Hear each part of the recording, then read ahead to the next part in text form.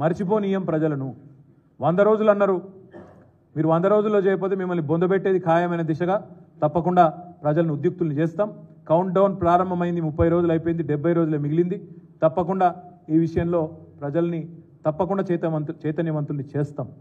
ఒక అబద్ధాన్ని 100 సార్లు చెప్పి నిజమని తిమ్మిని బమ్మిని చేసే ప్రయత్నం ఏదైతే చేసి మరి ఫేక్ ప్రాపగాండాతో సఫలమైనరో ఎలక్షన్లలో, దాని పరిపాలనలో కూడా ప్రయోగించే ప్రయత్నం చేస్తూ ఉన్నారు. తప్పకుండా దాన్ని తిప్పికొడతాం. అందుకే మన ప్రజలకు ఇంకొకటి కూడా ఇవాళ మా కార్యకర్తలకు కూడా ఇచ్చాం. మేము చేసింది అప్పులు కాదు, మేము చేసింది అప్పులు కాదు, ఆస్తులు సృష్టించినాం. తెలంగాణ రాష్ట్రం కోసం 50 లక్షల కోట్ల పైచిలకు ఆస్తులు సృష్టించాం. ఏ రంగంలో ఏం చేసినామో చెప్పే స్వేదపత్రాన్ని కూడా మా ప్రతి నాయకుడికి ప్రతి కార్యకర్త కూడా ఇస్తూ ఉన్నాం. అద్భుతమైన ఆర్థిక సమృద్ధితో తెలంగాణను ఇవాళ అగ్రగామి రాష్ట్రంగా భారతదేశంలో నిలబెట్టిన దక్షత కేసీఆర్ నాయకత్వానిది.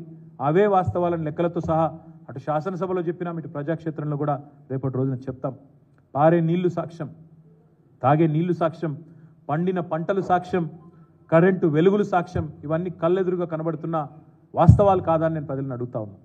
అందుకే మనం చేసిన మంచి పనులు పల్లెల్లో పట్టణాల్లో ఏవైతే కనబడుతున్నాయో వాటినే చూపెట్టి ప్రజలని ఓటు అడగండి, పార్లమెంట్లో తెలంగాణ గలం వినిపించే విధంగా తీర్పునివ్వండి అనే మాట కూడా చెప్తా ఉన్నాం.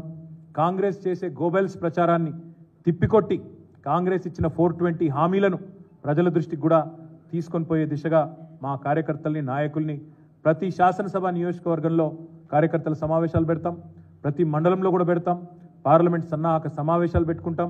కేవలం పార్లమెంట్కే కాదు, రాబోయే రోజుల్లో వచ్చే పంచాయతీ ఎన్నికలకు, మున్సిపల్ ఎన్నికలకు, జిల్లా పరిషత్ ఎన్నికలకు అన్నిటికి కూడా కార్యకర్తలను సన్నద్ధులను చేస్తూ ముందుకు పోతాం. తప్పకుండా ప్రజలకు అన్ని విషయాలు కూడా మళ్ళీ గుర్తు చేస్తాం. ఆనాడు ప్రతిపక్షంలో ఉన్నప్పుడు కాంగ్రెస్ పార్టీ కేసులు వేసి ప్రాజెక్టులకు అడ్డుకున్నదే వీళ్ళు. ఆనాడు 7 మండలాలు గుంజుకొని మరి లోయర్ సీలేరు ప్రాజెక్టును గుంజుకొని తెలంగాణ నోట్లో మట్టి